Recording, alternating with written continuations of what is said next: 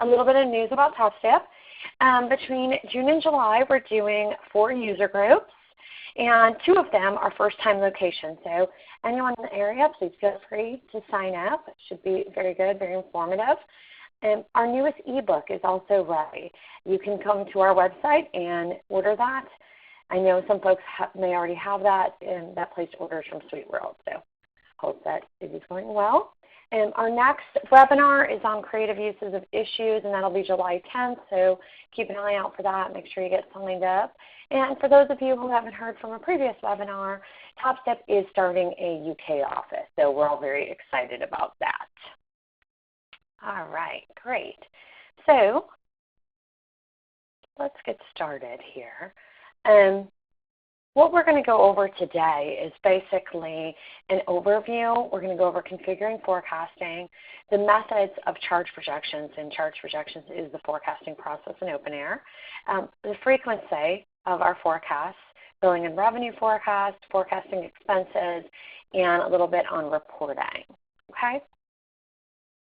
So to get started, just quickly from an overview standpoint, I know a lot of you folks are using OpenAir to track your project setup, your project actuals, and so forth. So the prerequisites for projects are very similar to those of forecasting. So from a project standpoint, your setup is your user rates, your rate cards, you create that project, you have billing and rev rec rules on your project, and with that you may use templates that inherently bring over your billing and rev rec rules, and you just have to set up some information. So once your project is set up, you can enter your timesheets and your expenses. And if you have an approval process, your timesheets and expenses follow that process based on your company cycle. And you can run billing at the end of the month, run your rev rec, generate invoices, and integrate to any other system if that's applicable for your organization. So when it comes to forecasting, the same prerequisites are necessary. You need to have set up user costs, set up rate cards if you're using rate cards. You need to have that project created and have billing rules and rev rec rules. It's really important because your forecast will look to your billing and rev rec rules to provide projections.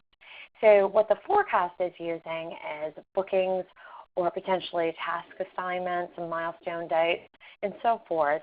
What it does is it takes that information and it bounces that up against your revenue rules, and then it provides you your projected values that you can use in reporting. So next we'll go into configuring the forecast. Okay? So the forecast is controlled by what we call charge projections. And charge projections can be set up in OpenAir using your projections feature. So let's just look real quick here. I'll show you guys where you can see that in OpenAir. So, okay. I have a little bit of a, all right. So I'm having a little demo issue. 1 second. Let me just log into OpenAir for everyone. Sorry about that. Had it all set up, and of course, once you get in, here's your issue. So I'm going to do that.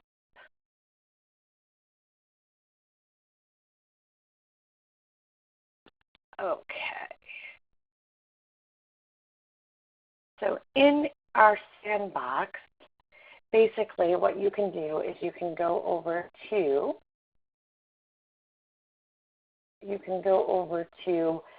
administration, application settings, projects, and charge projections. So there's a status section inside charge projections, and that will show you when the last time your projections have been run, and it will show you what your projections are being driven off of.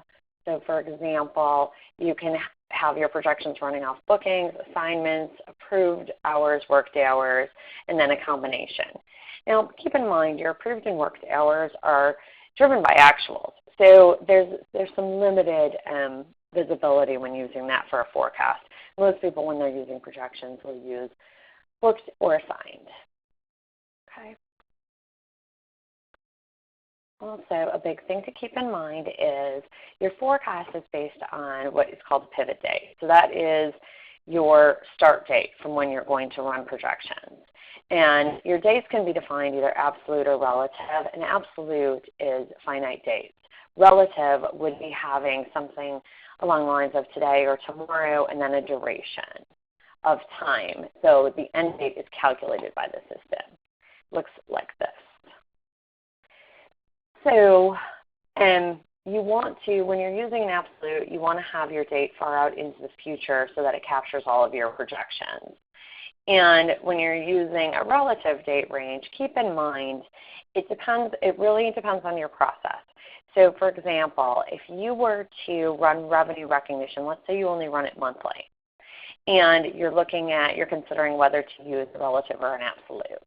If you only run revenue monthly and you want your projections to go forward for the coming months, you probably don't want to look at using that relative range, because when you get to like today, the 12th of the month, you're going to have revenue from the last day of the previous month, and then your projection will go from today forward.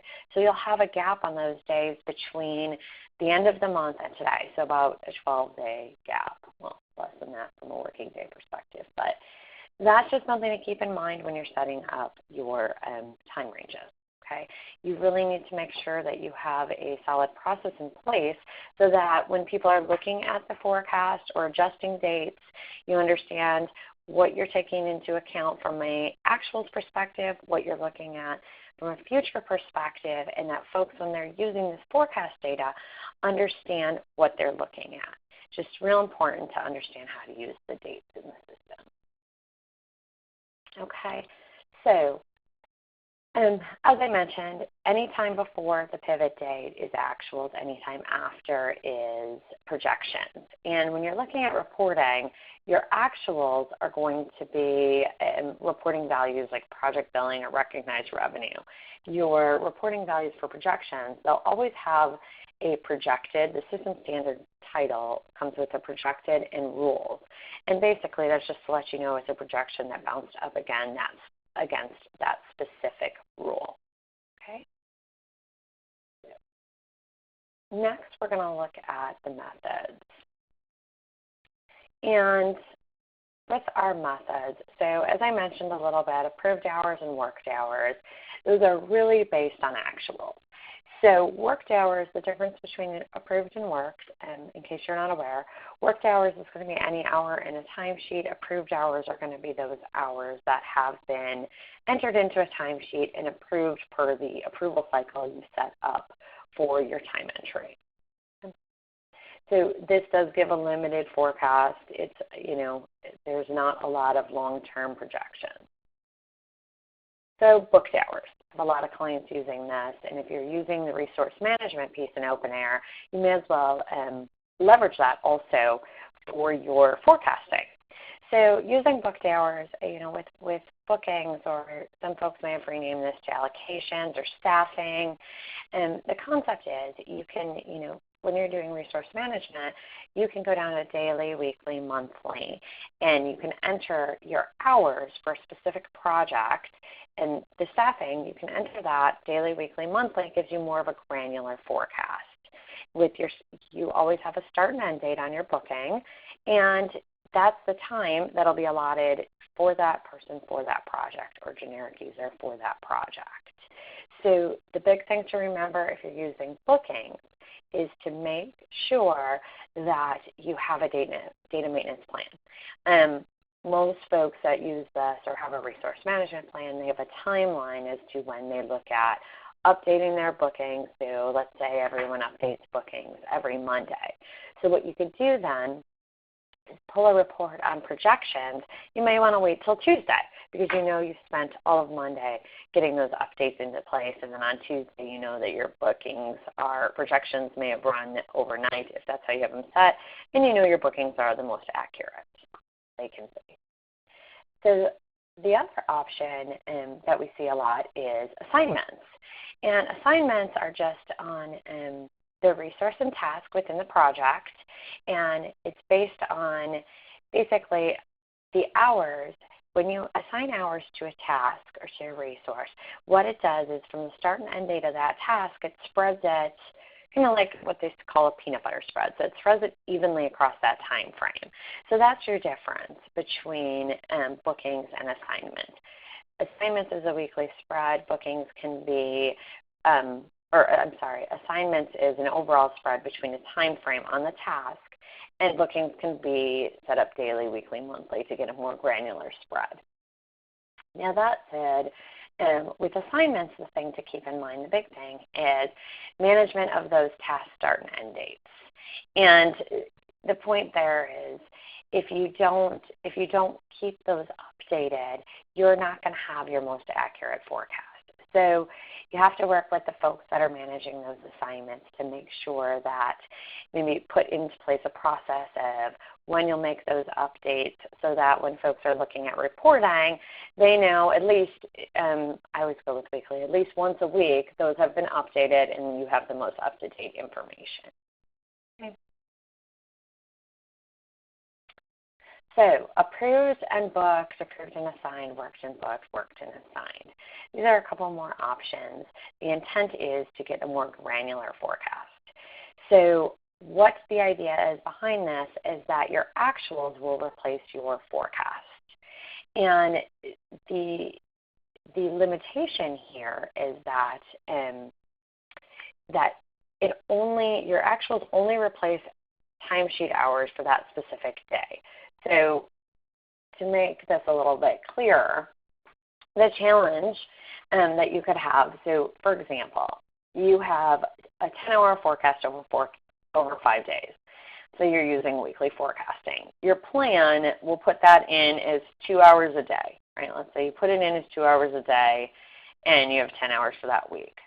Your actuals come in and you work 10 hours, which is the forecast, but you work that all in one day. What happens is, because there are no hours on those other days for this booking, in effect, what isn't there, the zero, it doesn't come through. It basically, the system tells itself to pull the plan down to the new forecast. So what's happening here is that it's overstating. So you worked your 10 hours on the one day. That 10 hours replaces the forecast that was originally slated for that day. However, those other days that you had no hours, the plan is replacing it. So you'll see you're almost overstating by double, which can get exponentially larger depending on the bookings you're looking at, how many projects this happens on. So there is a great solution here.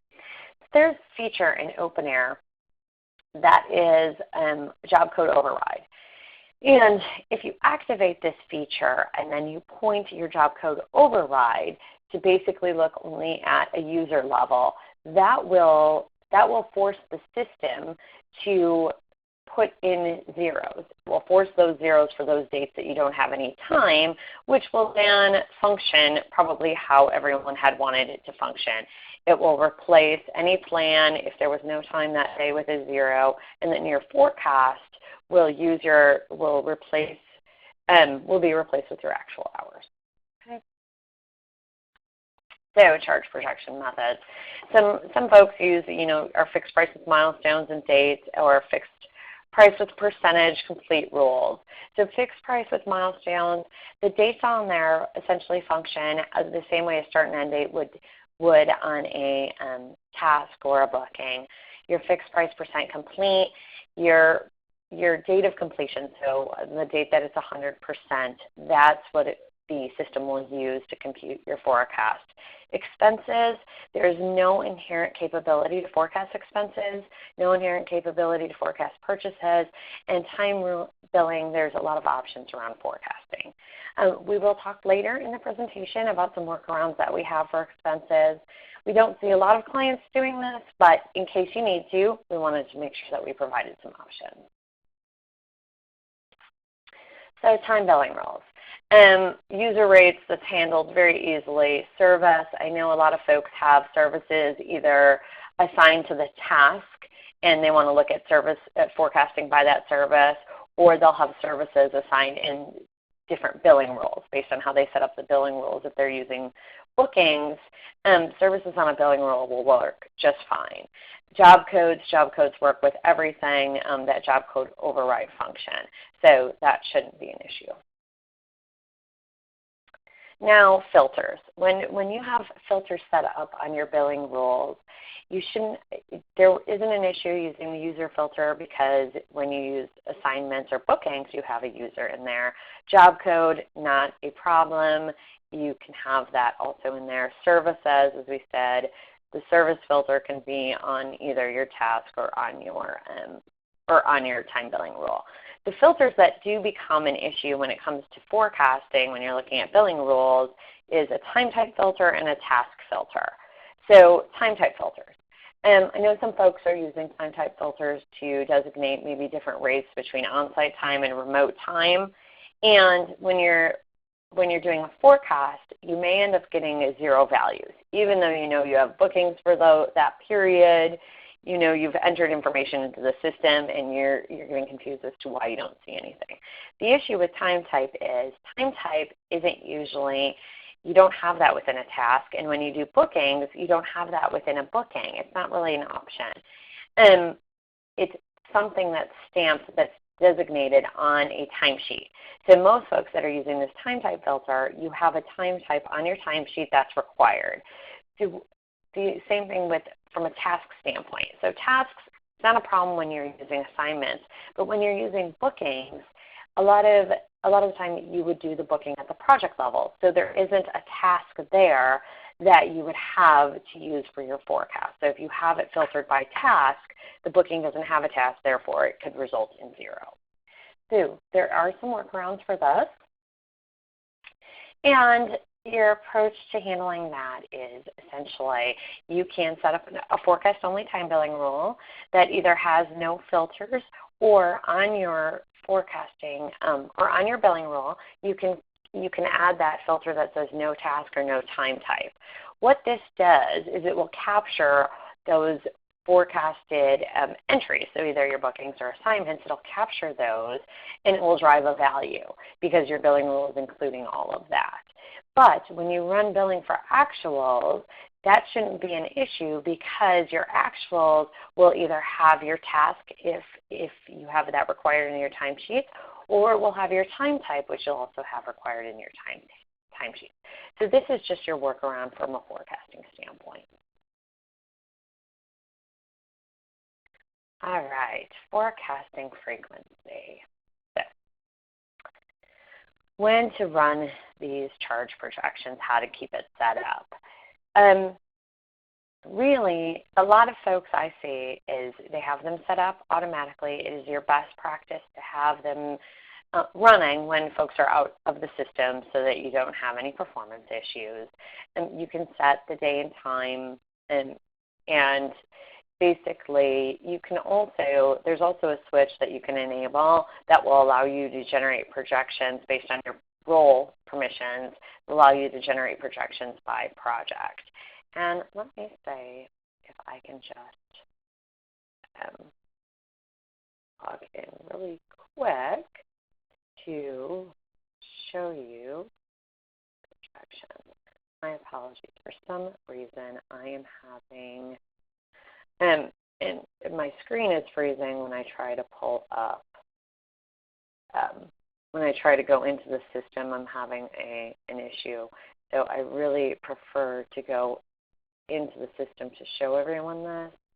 However, I might not be able to. I thought if I let it sit, it might be better. So 1 second, let's try this.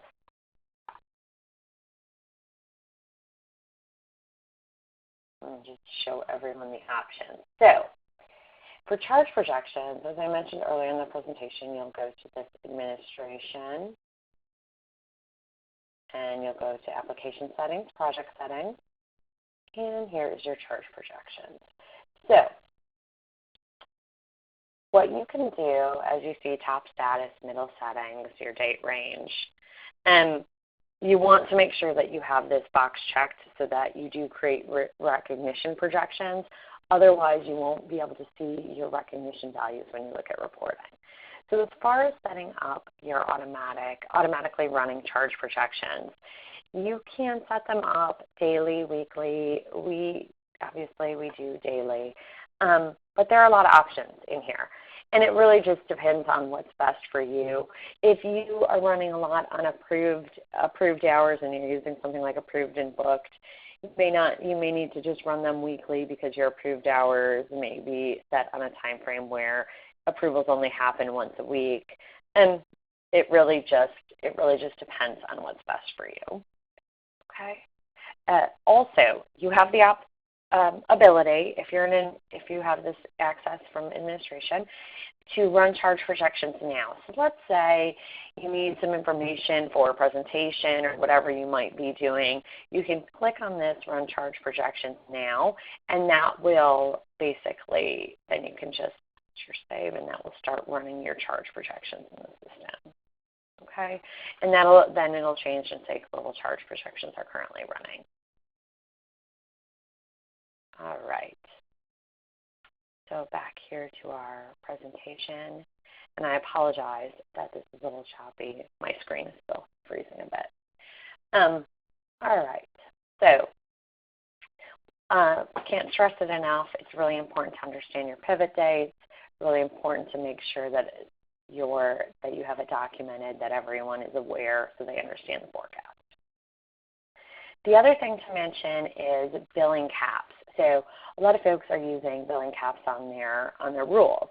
And there is a switch now that you can have enabled to make sure that you're considering what's been billed previously against that cap. Because otherwise what happens is you have the potential for your forecast to look and assume that you have the entire cap. So it's forecasting as if, let's say, your forecast is way over your cap. It's forecasting as if you'd have all of that revenue because it's not taking into account what's already been posted against that cap. So something to consider if you're using a lot of billing caps.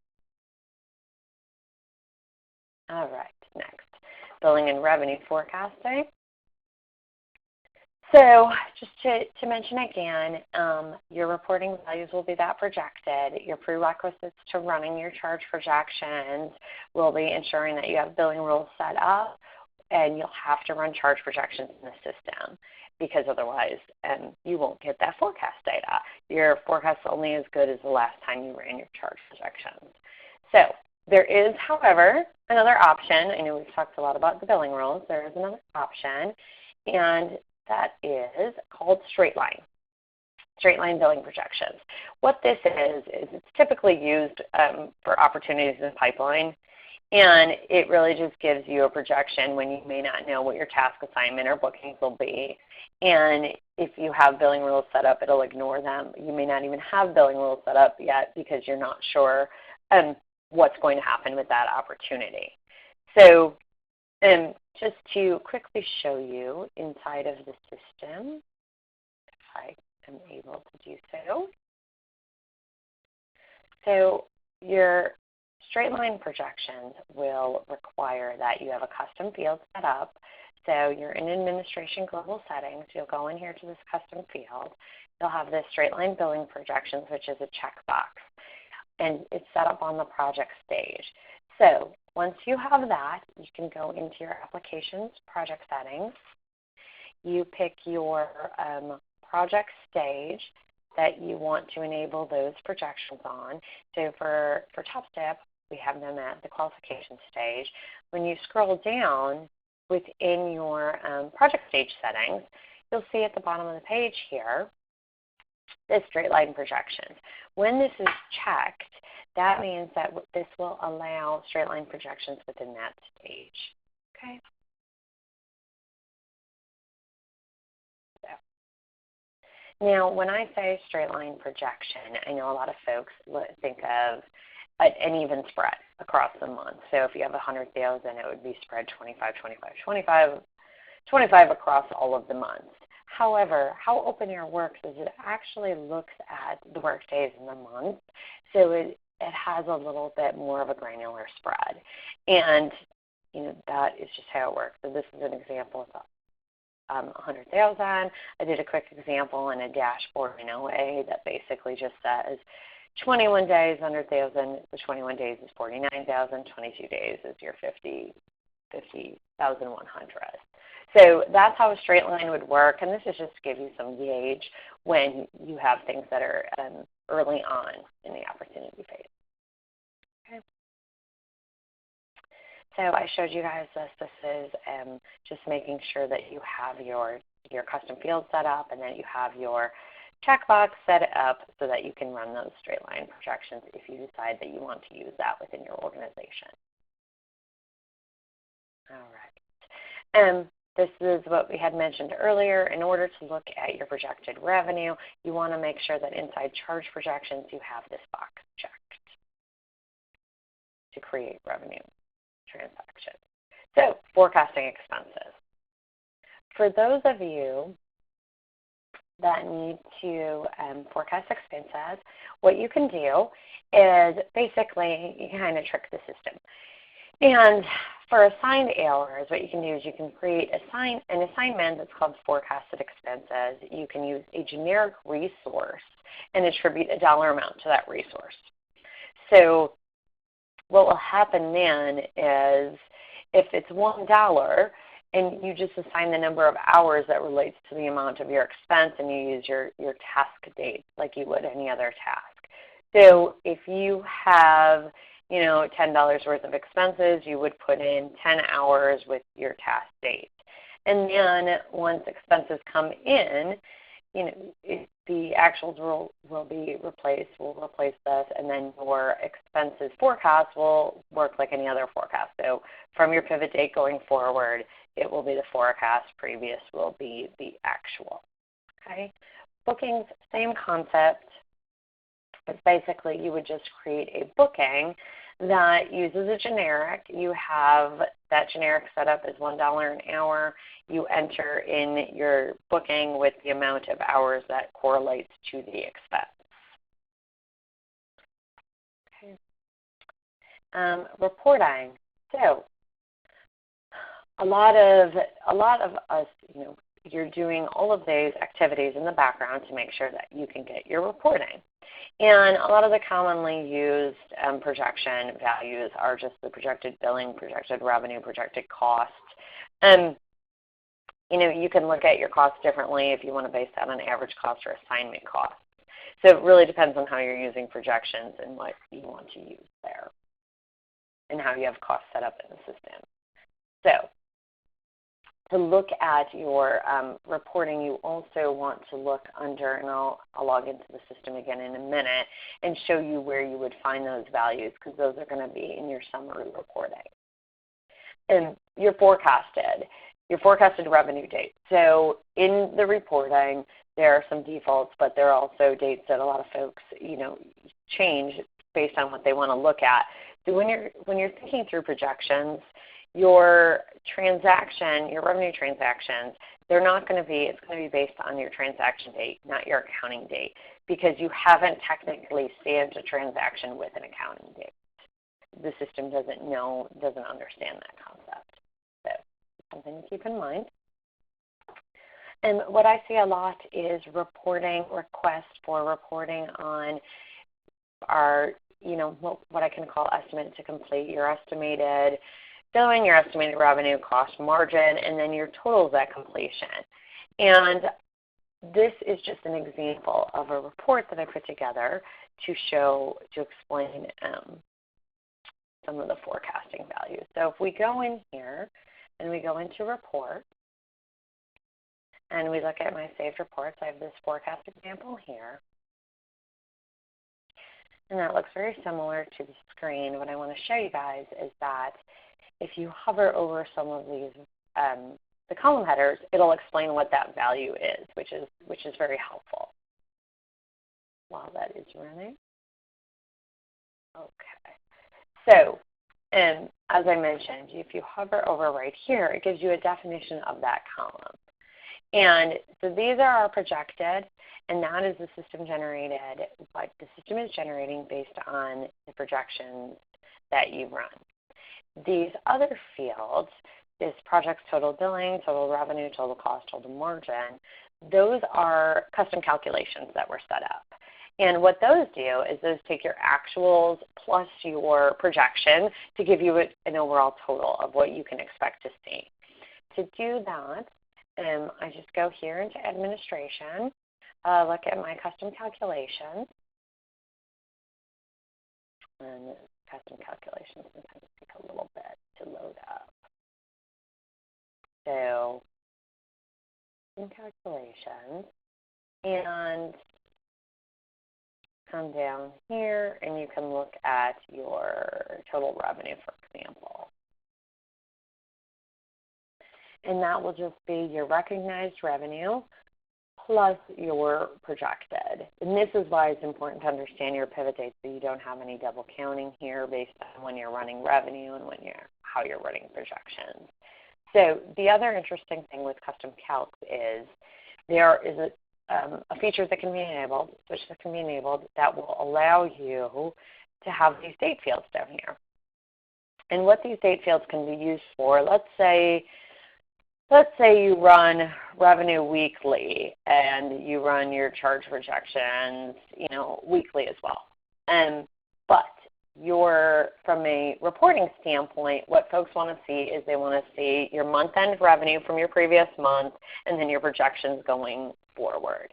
What you would want to do to make sure that you're not double counting your recognized revenue is what you can do is just select here, because this is your recognized revenue, select here to put in a custom date. And you can have a custom start and end date. So what I've done in the past for clients is put past, so that pulls all of your history. And then you have, let's say, up until last month or last week based on what you're looking to do and the data you're looking to capture. So that is an interesting feature. It can come in handy so that you don't have issues with respect to timing. Okay. So, that is what we just went through, this custom date.